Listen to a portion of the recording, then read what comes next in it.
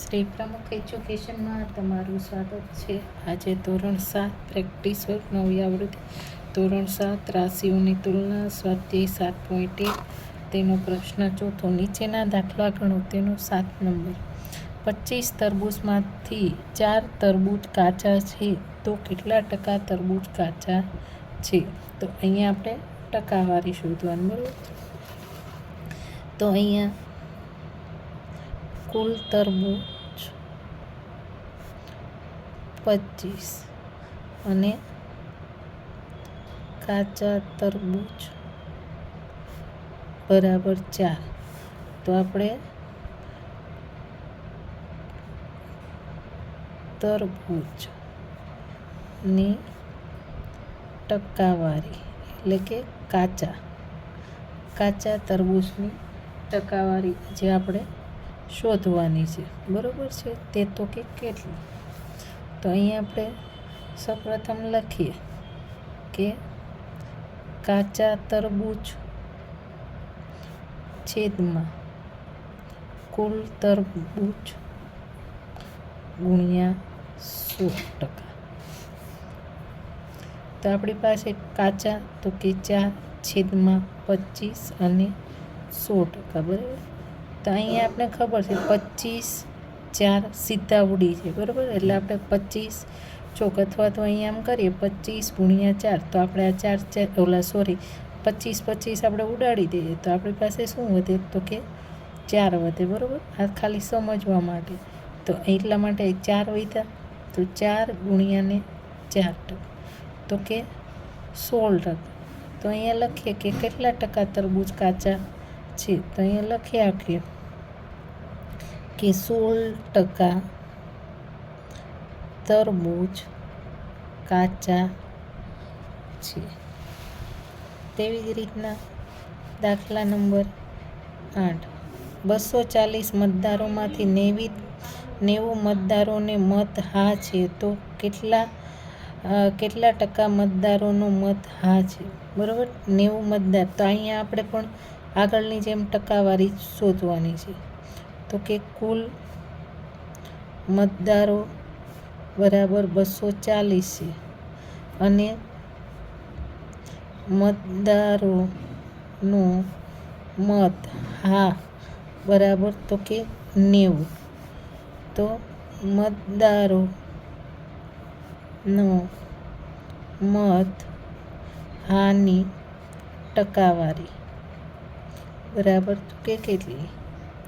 તો આપણે લખીએ મતદારોનો મત હા છેદમાં કુલ મતદારો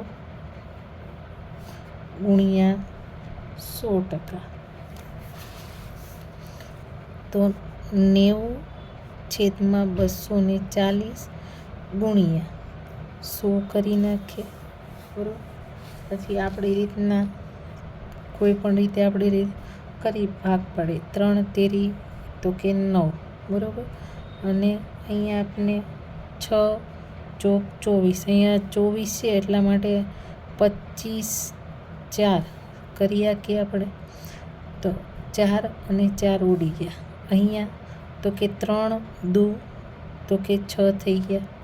તો આપણી પાસે 3 ગુણ્યા 25 છેદમાં 2.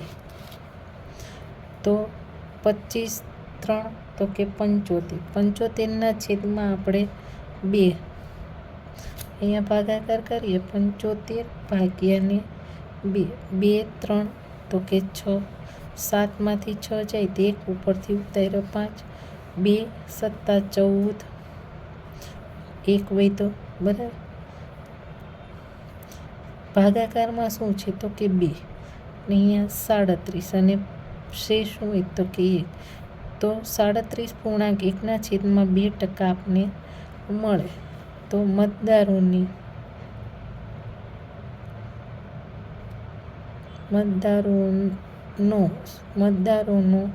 મત હાની 37.1ના છેદમાં 2% છે, બરાબર.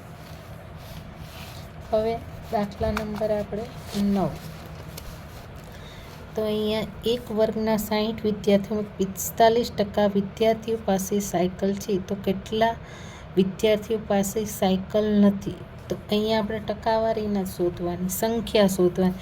સંખ્યામાં પણ અલગ છે. અહીંયા સાયકલવાળા 45% છે, બરાબર. તો કેટલા ટકા નથી, કેટલા વિદ્યાર્થીઓ પાસે નથી, ટકાવારી નથી શોધવાની. તો અહીંયા આપણે લખીએ કુલ 60 વિદ્યાર્થીઓ, એમાંથી તો કે 45% વિદ્યાર્થીઓ પાસે સાયકલ છે. તો આમાં કેટલાય વિદ્યાર્થીઓ પાસે સાયકલ નથી છે એ આપણે શોધવાનું છે. કેટલા વિદ્યાર્થીઓ પાસે નથી? તો સૌપ્રથમ તો અહીંયા આપણે 45% છે, બરાબર. તો આપણે સાયકલવાળા 45% છે, તો આપણે શોધી નાખીએ કે સાયકલ વગરના કેટલા વિદ્યાર્થીઓ છે. તો અહીંયા આપણે લખીએ કે સાયકલ વાળા વિદ્યાર્થીઓ પ્લસ સાયકલ વગરના બરાબર. તો કે 100%માંથી ના 2 કરવાના હોય, બરાબર. તો સાયકલવાળા તો કે 45% અને પ્લસ અને સાયકલ વગરના બરાબર 100%. એ લખીએ સાયકલ વગરના બરાબર 100%માંથી આપણે 45% બાદ કરી નાખીએ તો આપણે કેટલા ટકા મળે? 55%. જે શું છે? સાયકલ વગરના. તો અહીંયા ટકા આવ્યા, બરાબર.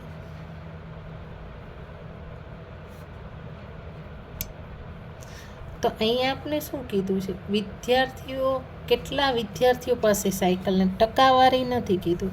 તો અહીંયા આપણે ટકાવારી નથી શોધવાની, આપણે સંખ્યા શોધવાની કીધું છે. તો કેટલા ટકા પાસે નથી, એવી રીતના તો આપણે સંખ્યા શોધીએ.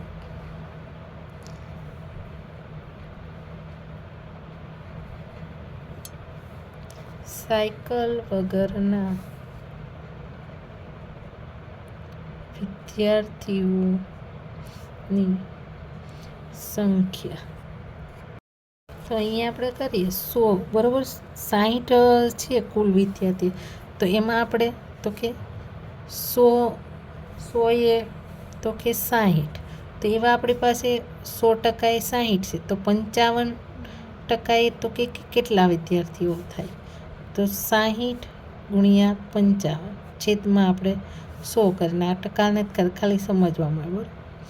0 0 ગયા, 2 3 6, 11 5 55 થઈ ગયા, અને 2 5 10, 2 ઉડી ગયા, 5 5 ઉડી ગયા. હવે 3 ગુણ્યા 11 તો કેટલા આવ્યા? તો કે 33. તો સાયકલ નથી કેટલા વિદ્યાર્થીઓ? તો કે સાયકલ નથી તેવા વિદ્યાર્થીઓ તો કે 33 છે.